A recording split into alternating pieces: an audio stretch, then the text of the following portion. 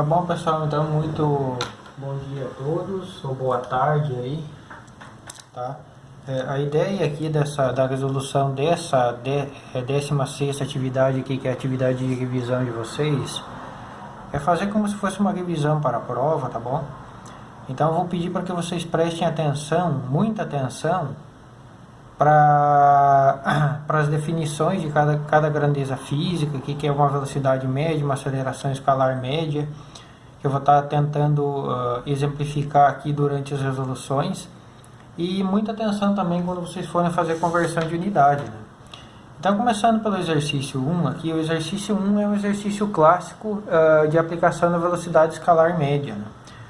Então, lembra lá que a velocidade escalar média de um móvel é a relação da distância que ele percorre, que a gente chama de ΔS, em função do intervalo de tempo.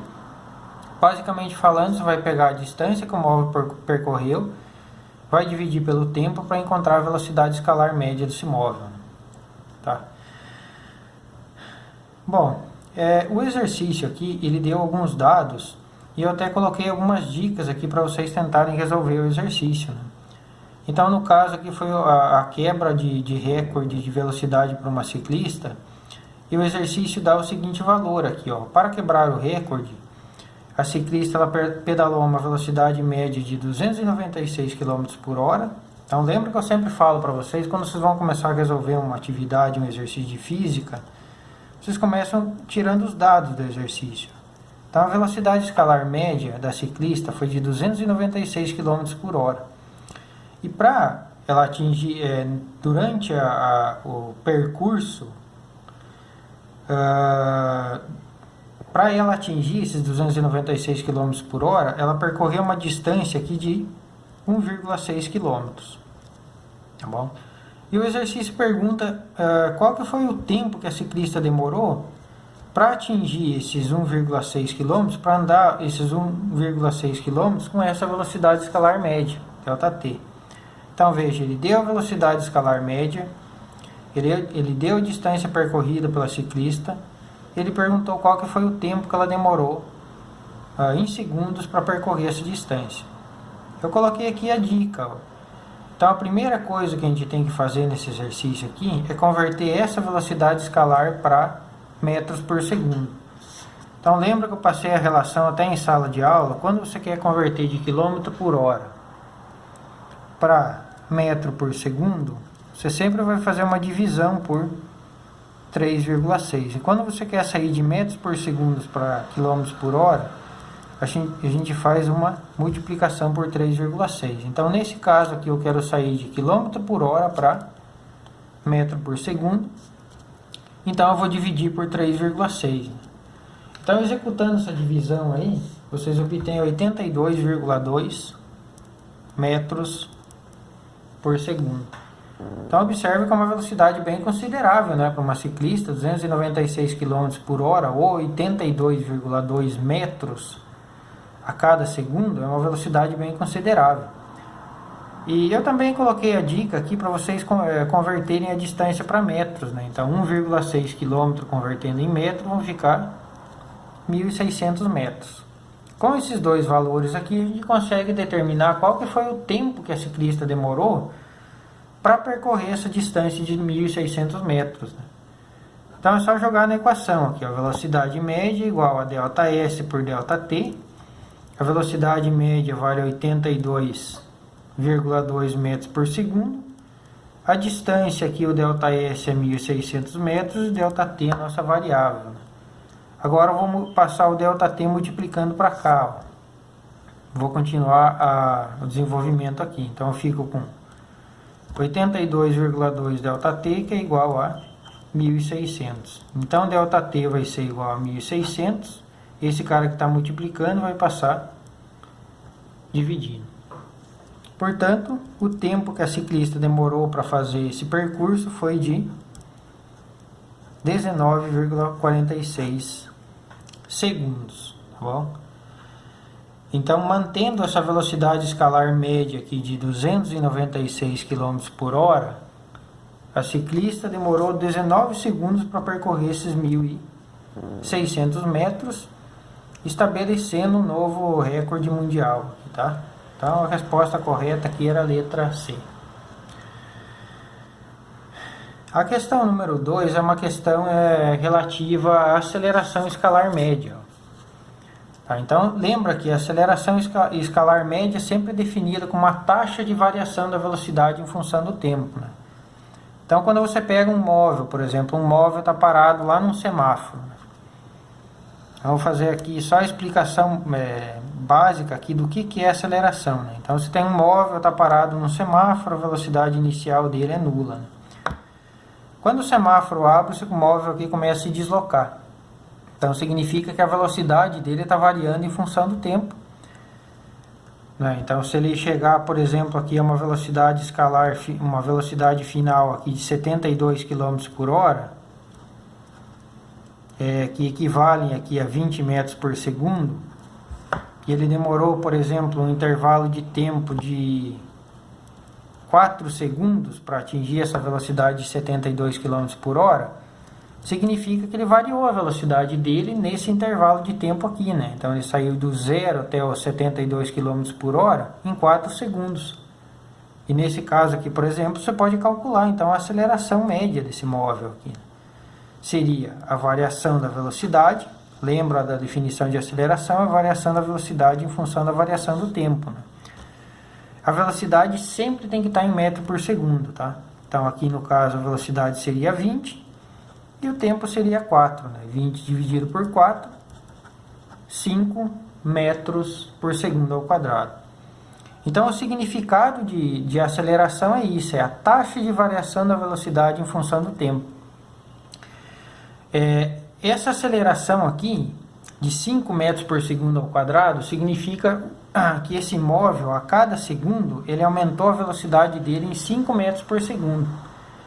Então, se ele saiu aqui do tempo t igual a 0, no tempo t igual a 1, a velocidade dele era 5 metros por segundo. No tempo t igual a 2 segundos, ele aumentou mais 5 metros por segundo a velocidade. Então, foi para 10 metros por segundo. No tempo t igual a 3 foi para 15 metros por segundo e em t igual a 4, 20 metros por segundo. Então isso é o significado de uma aceleração, é a taxa de variação da velocidade em função do tempo, tá bom? Então baseado nisso, agora a gente vai resolver então esse exercício aqui, né? Ele fala que a maior velocidade em terra já atingida foi obtida por esse coronel aqui, John Stapp, tripulando um assento jato propulsado. Então, na ocasião, esse coronel aqui, ele estava com esse assento jato propulsado, ele estava com uma velocidade V igual a 1020 km por hora, e ele sofreu uma frenagem até chegar numa velocidade nula. Vou colocar aqui velocidade final igual a 0. E para ele sair dessa velocidade de 1020 km por hora e chegar na velocidade V igual a 0, ele demorou um intervalo de tempo de 1,4 segundos. Seria quase que um processo aqui muito parecido, mas de maneira inversa a esse, né? Nesse caso aqui, o coronel também ele sofreu uma desaceleração, né? Uma aceleração no caso, mas é uma aceleração negativa que a gente chama de desaceleração, né? Ele também variou a velocidade dele.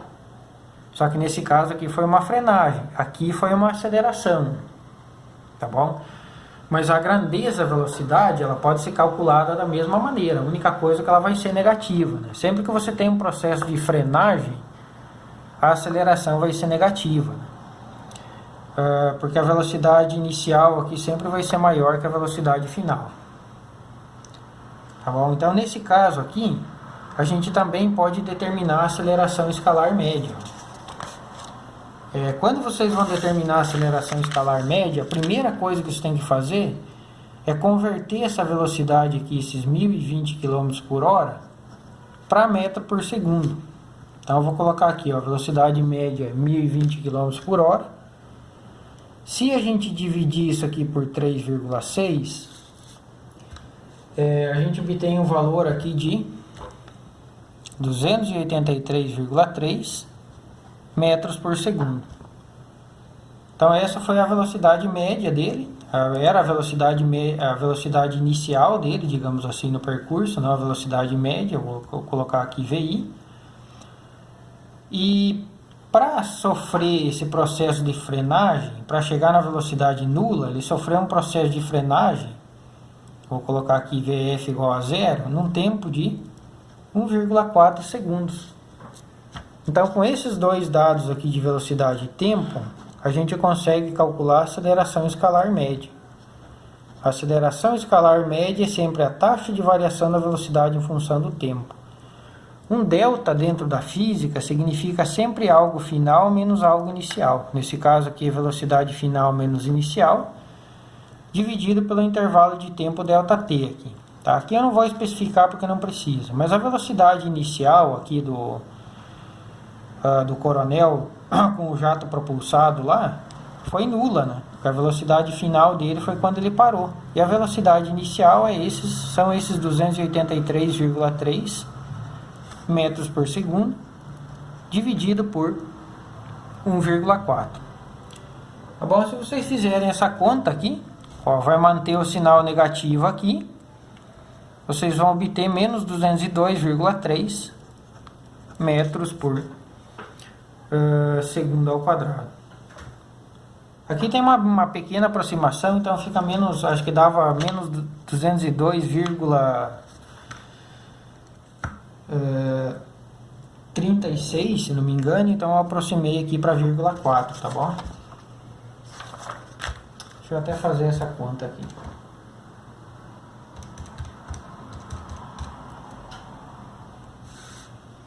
Isso aqui estava 202,36, então foi aproximado para 0,4. Então a resposta correta aqui é a letra D. Tá bom? Na número 3, eu já deixei até a dica aqui embaixo. Sempre que você tem um problema de movimento retilíneo uniformemente variado, em que você tem um processo de aceleração de algum tipo de móvel, e o exercício ele não dá tempo, não dá o intervalo de tempo desse móvel, automaticamente você pode ocupar a equação de Torricelli para descobrir algum valor de velocidade, de aceleração e de distância, né? Tá bom? Que é o caso típico aqui desse exercício número 3. Ó. Ele falou assim, ó, você tem um avião a jato lá, e esse avião parte do repouso. Se o avião está partindo do repouso, significa que a velocidade inicial dele é nula. Tá bom? E ele é submetido, a partir desse momento, a uma aceleração de 4 metros por segundo ao quadrado. Tá? A velocidade de decolagem, ou seja, a velocidade final desse avião aqui foi de 160 metros por segundo. Quer dizer que o avião aqui, ele partiu da velocidade v igual a zero e foi acelerando a 4 metros por segundo ao quadrado aqui, né? Então, no primeiro segundo, ele estava a uma velocidade de 4 metros por segundo. No segundo ele estava a uma velocidade de 8 metros por segundo. E ele foi aumentando a velocidade dele até atingir a velocidade de decolagem aqui, que é 160 metros por segundo. E o exercício pergunta assim, qual que foi a distância que ele percorreu para ele sair desse ponto e chegar nesse ponto com essa aceleração aqui? Qual que é essa distância ΔS? Então isso aqui é uma aplicação típica da equação de Torricelli. Né? Ele deu a velocidade final aqui, que é 160 metros por segundo. A velocidade inicial ela vale zero. A aceleração também foi dada. E a distância é a nossa variável, que a gente vai encontrar. Então é só aplicar esses valores agora aqui na equação de Torricelli. Eu escrevi ela aqui embaixo de novo. Então, VF ao quadrado igual a V0 ao quadrado mais 2 vezes A vezes ΔS. Bom, a velocidade final ao quadrado aqui, a velocidade final é 160, que vai ficar elevado ao quadrado. A velocidade inicial é zero, mais 2 vezes a aceleração, que vale 4, multiplicado pela distância ΔS. Né? Aqui, elevando 160 ao quadrado, vocês vão obter 256,00, ou 25.600, que é igual a 2 vezes 4, 8 vezes ΔS. Tá bom? Então o ΔS aqui vai ser igual a 25.600 dividido por 8. Fazendo essa conta aí, a gente obtém um valor de 3.200 metros. Então significa que o avião teve que percorrer uma distância lá na pista de decolagem de 3.200 metros para que ele conseguisse decolar com segurança. Tá bom?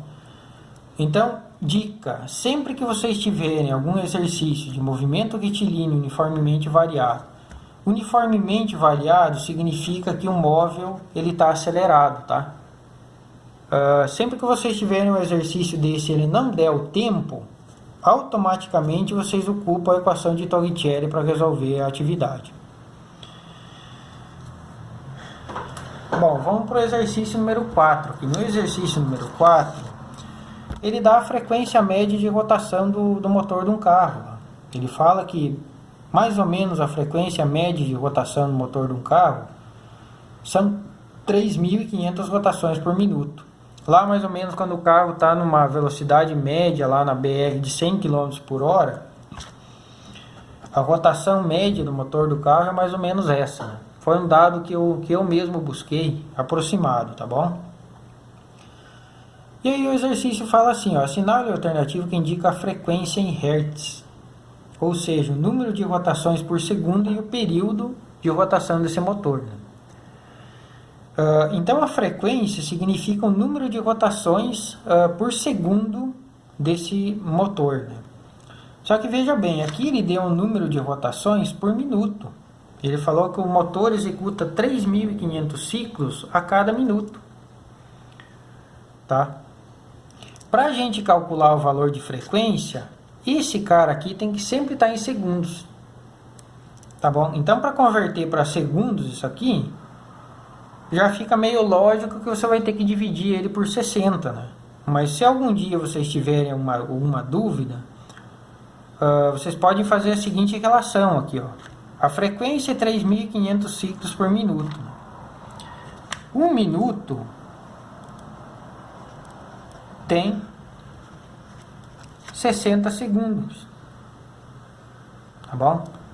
Um minuto tem 60 segundos. Se eu fizer, por exemplo, assim, essa divisão aqui, eu vou obter um valor 1. Né?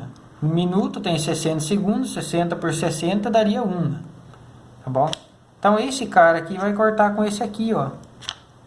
E agora sim, a frequência vai ficar 3.500 ciclos por 60 segundos. Agora sim, esse valor aqui está em segundos. Ó. Então, você vai cortar esses dois caras aqui. E 350 dividido por 6 vai dar lá seus 58,3 Hz. O que significa? Qual que é o significado físico desse 58,3 Hz? Significa que o motor ele executa 58,3 ciclos a cada segundo, tá bom? Então ele dá 58,3 rotações a cada segundo. Isso é o significado de uma frequência, né? Quando a gente fala, por exemplo, que a frequência da rede elétrica é 60 Hz, significa que os elétrons lá dentro dos fios lá de energia, eles estão oscilando a 60 ciclos a cada segundo. Tá bom? Então esse mais ou menos é o significado do que é a frequência, o número de ciclos, o número de oscilações por segundo. Tá bom? E existe uma relação entre a frequência e o período, que é essa aqui, ó. Então lembra que o período é igual a 1 sobre a frequência. O que é o período? O período é o tempo que o motor demora para executar um ciclo completo. Tá bom? Né? Imagine, por exemplo, que você tem eu amarro uma esfera aqui na ponta de uma corda e começo a girar ela aqui, né? O tempo que essa esfera demora para sair desse ponto e retornar no mesmo ponto é o período. Tá bom? Então é o tempo para eu executar uma volta completa. Nesse caso aqui é o tempo que o motor vai demorar para fechar um ciclo completo. Então o período e a frequência eles se relacionam de maneira inversa, né? O período é igual a 1 sobre a frequência. Então nesse caso aqui vai ficar 1 sobre 58,3 e dá seus 0,017 segundos. Significa que a cada 0,017 segundos o motor executa um ciclo completo. Tá bom? Então a resposta correta dessa aqui era a letra A. Aqui eu esqueci de marcar a 3, mas a resposta correta era a letra C.